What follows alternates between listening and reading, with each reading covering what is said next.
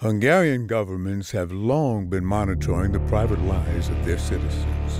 And through the decades, people have gotten used to it.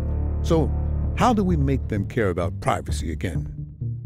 That's the challenge we faced when independent film distributor Magyar Hangyal asked us to promote the Academy Award-winning documentary Citizenfour about America's global surveillance scandal. Another explosive article has just appeared this time in the To get people involved, we robbed them of their privacy in the one place where everyone treasures it most.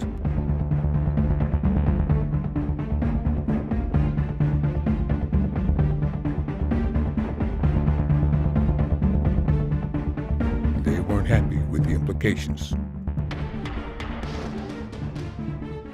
Azért ez elég hardcore. Már nincs magánélet az embereknek, mindenki tud mindent. Tehát a Google-ön való keresés, az mindenféleképpen egy hasonló helyzet.